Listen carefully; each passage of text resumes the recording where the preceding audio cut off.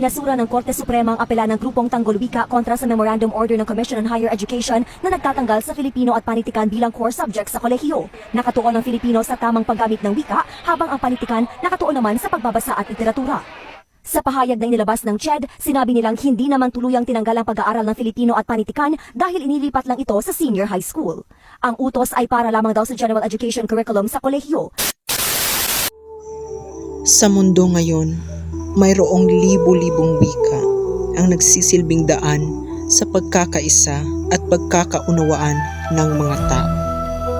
Ngunit sa kabila ng kahalagahan ng wika, marami sa ating mga wika ang nawawala na.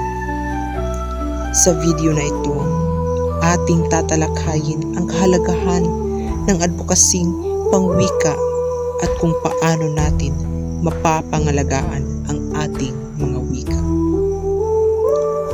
Ang wika ay hindi lamang isang paraan ng komunikasyon, kundi isang bahagi rin ng ating kultura at identidad.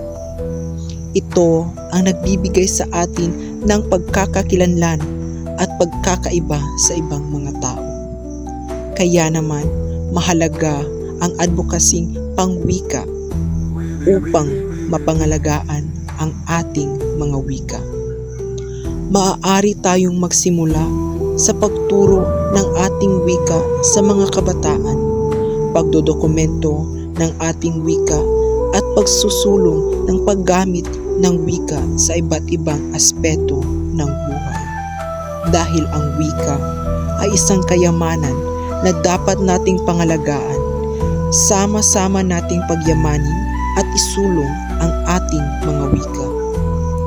Huwag nating hayaang mawala ang ating mga wika. Magkiisa sa advokasing pangwika. Huwag kang matakot magkamali. Hindi kailangan maging perpekto ang iyong Pilipino o Ilocano. Ang mahalaga ay gamitin mo ito. Ikalawa, tangkilikin ang literatura at sining. Magbasa ng mga aklat at panitikan na nakasulat sa wika natin. Manood ng mga pelikula at dula na gumagamit ng iba't ibang wikang Pilipino. Ang sining ay isang makapangyarihang sasakyan upang buhayin ang wika. Ipagmalaki ang iyong wika sa tahanan. Ituro sa iyong mga anak o nakababatang kapatid ang iyong inang wika. Ang tahanan ang unang fortress ng pagprotekta sa wika. Pagyamanin ang pagiging multilingual. Ang advokasiyang pangwika ay hindi nangangahulugang pagtalikod sa Ingles o iba pang wika. Kabaliktaran, ang isang Pilipinong marunong magtagalog, magbicol at mag-Ingles ay may mas mayaman sa kultura at mas may kakayahang makipag-ugnayan sa mundo. Ang ating advokasya ay nagsusulong ng pagpapahalaga sa ating wika bilang haligi, hindi bilang kalaban ng ibang pangwika. Isulong at gamitin ang ating sariling wika. Makikita ang mga Pilipino mula sa iba't ibang rehiyon na nagsasalita ng kani-kanilang wika, nagkakaisa. Ang wika ay hindi lamang isang pamana. Ito ay isang responsibilidad na ipinasa sa atin ng ating mga ninuno. Tayo ang susunod na henerasyon na nagpapasya kung ang mga salitang ito ay patuloy na iiral o tuluyan na magiging alikabok sa kasaysayan. Pangkumbinsihin natin ang ating sarili na ang bawat salitang binibigkas natin sa ating wika ay isang akto ng pagmamahal sa bayan. Huwag nating hayaang ang ating pagkakakilanlan ay maging biktima ng paglimot. Ngayon na ang panahon upang muling pag-alabing ang hininga ng lahi.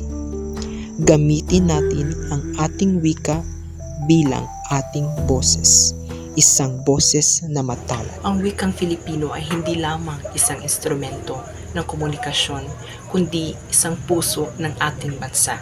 Ito ang daluyan ng ating kasaysayan, kultura at kinabukasan. Ang edukasyon na nakasentro sa wikang Filipino ay hindi lamang nagpapalakas ng ating pambansang identidad, kundi nagbibigay din ng kapangyarihan sa bawat Pilipino na maging kritikal, mapanuri at malikhain sa kanyang paghahanap ng kaalaman at kahulugan. Ang tunay na edukasyong Pilipino ay para sa Pilipino, sa wikang Pilipino, upang makatayo tayo ng buo at may dignidad sa entablado ng mundo. Kung noon, isang lola na nagkukwento sa Ilocano, isang batang naglalaro ng tradisyonal na laro habang umaawit ng Bisaya, mga lumang libro na may kakaibang font at kasabay nito ang modernong Pilipinas, mga neon sign at nagmamadaling mga sasakyan sa gitna ng ating mabilis na pagbabago at pag-ayon sa pandaigdigang kultura, may isang bagay na unti-unting kumukupas, isang bagay na itinuturing nating saligan ng ating pagkatao. Ngunit madalas nating ipinagwawalang bahala ang ating wika. Hindi lamang ito simpleng koleksyon ng mga salita. Ito ang ating alaala, ang ating kasaysayan at ang ating kaluluwa bilang isang lahi.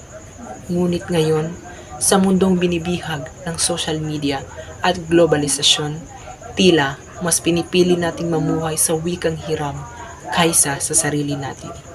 Bakit tayo nalulunod sa wikang banyaga habang ang ating sariling mga inang wika, mga wikang Tagalog, Cebuano, Waray, Kapampangan, Ilonggo at daan-daang iba pa ay unti-unti nang humihina ang hininga? Ang bidyong ito ay hindi lamang panawagan. Ito ay isang salamin na nagpapakita ng ating responsibilidad. Ito ay advokasya hindi lamang para sa wikang Filipino, kundi para sa lahat ng wikang matatagpuan sa kapuluan ng Pilipinas. Ayon sa mga pag-aaral, daan-daang wika sa Pilipinas ang nanganganib ng mawala.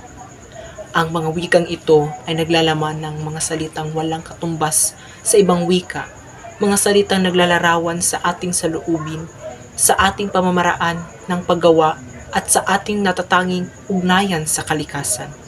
Halimbawa, mas malawak ang saklaw ng kahulugan ng ating salitang tampo o diskarte kaysa sa anumang direktang salin sa Ingles.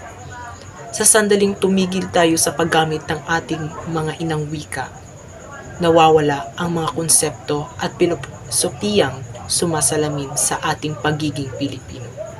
Mas masahol pa ang pagdagsa ng kolonyal na mentalidad ay nagtuturo sa atin na ang pagiging fluent sa Ingles ay sukatan ng katalinuhan o tagumpay, habang ang pagiging bihasa sa sariling wika ay tinitingnan na luma o pangmagsasaka.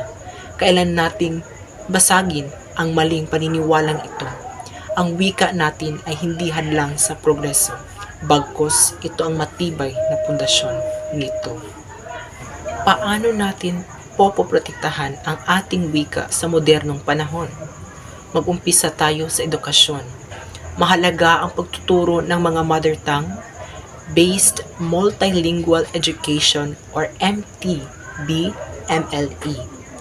Ngunit kailangan itong palakasin at bigyan ng mas mataas na kalidad.